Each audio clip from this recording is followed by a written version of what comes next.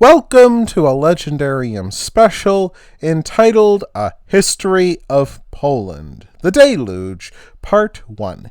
In this episode, we will talk about the catastrophic events that engulfed Poland and Eastern Europe during the nightmarish 17th century. Throughout the 16th century, the Polish-Lithuanian Commonwealth became the largest and wealthiest state in Eastern Europe.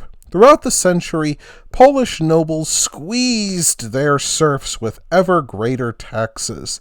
They gained such power over the serfs that they could murder a man, woman, or child if they pleased, and face no penalty. More and more peasants fled serfdom for the lower DNIEPER River, the frontier between Poland and the Crimean Khanate, a Mongol successor state on the Black Sea coast. There, the Zaporozhian Cossacks dwelled in what is now central Ukraine. Throughout its history, the Zaporozhian host elected its own leaders, or hetmans, who governed with an assembly of all free men who wished to join. Fearless and fearsome fighters, they warred against the Crimean Tatars, Turks, Poles, and even Russia. As they did, they shouted their battle cry, Volnitsa! Or liberty. Of course, by liberty, they meant the freedom to plunder and murder, which they did with great enthusiasm. Indeed, while Cossack laws allowed Cossacks to feed themselves by hunting or fishing or trapping, they banned Cossacks from farming, which they considered a trade fit only for peasants. Such liberty sounded sweet to Russian and Polish people fleeing serfdom, who came to the region by the thousands. Many Cossacks mocked them as naked men, who came with little more than their clothes. Yet by the late 1640s, the hetman of the Zaporozhian host, Bogdan Khmelnitsky, pitied those fleeing serfdom in the north. Men such as him hoped to recruit these refugees into their armies, and the refugees hoped to be recruited. In Poland, men on the state list of Cossacks lived in garrisons, received special privileges, and took a salary for their services.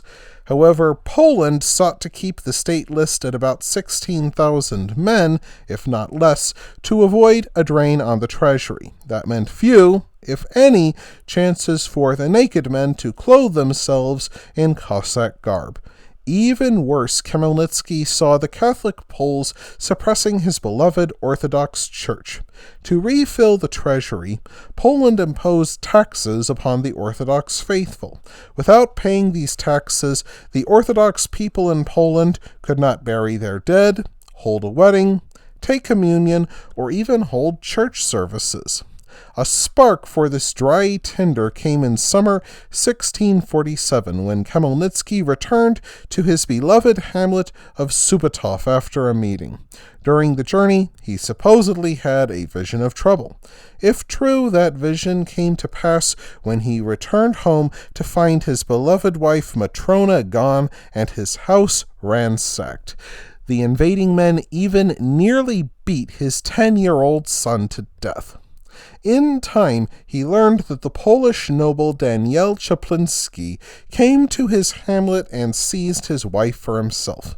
First, Khmelnitsky turned to the courts, but they gave him no justice.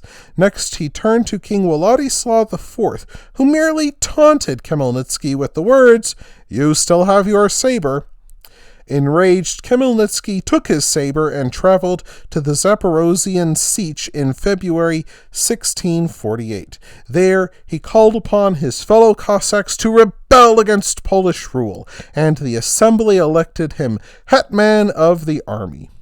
As one of his first acts, Khmelnitsky allied with Khan Islam Garay of the Crimean Khanate, who sent 2,000 horsemen to help.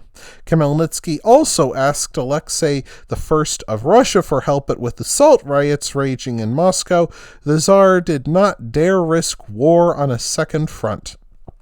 Poland sent 3 armies into the rebel-held southeast.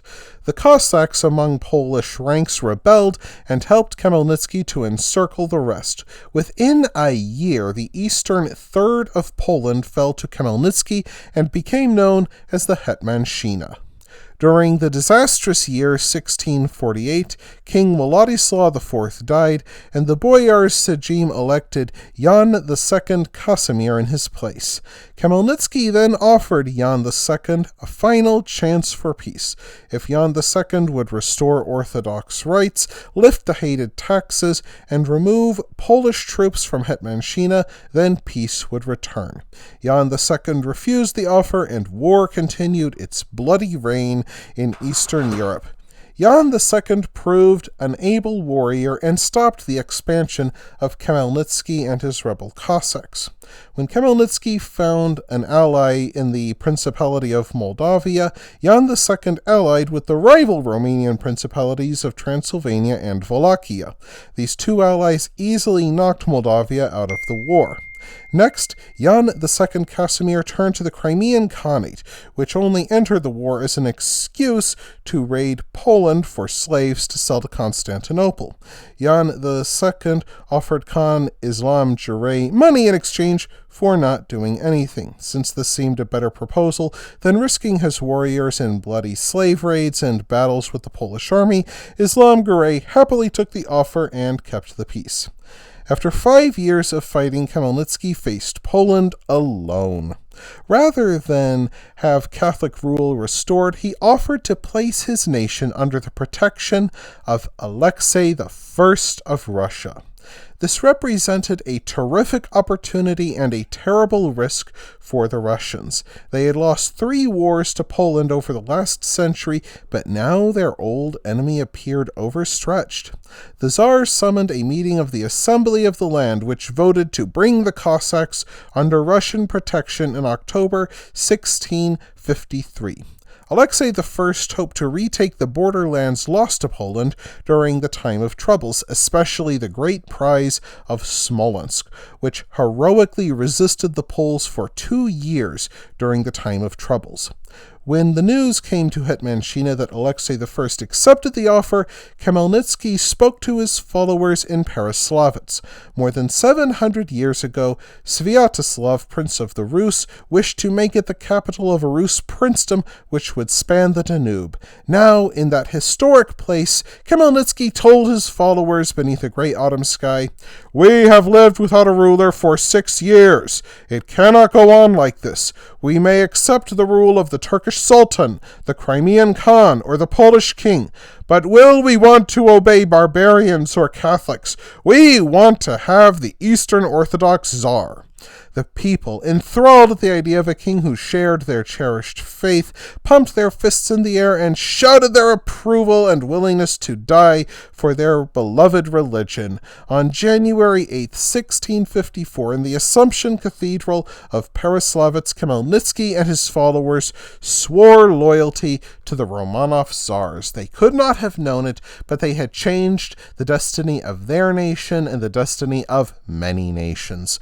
That wraps things up for this episode of The Legendarium. I hope you enjoyed it. If you did, press like. If you want to see more, press subscribe. And if you've got anything to say, let me know in the comments section.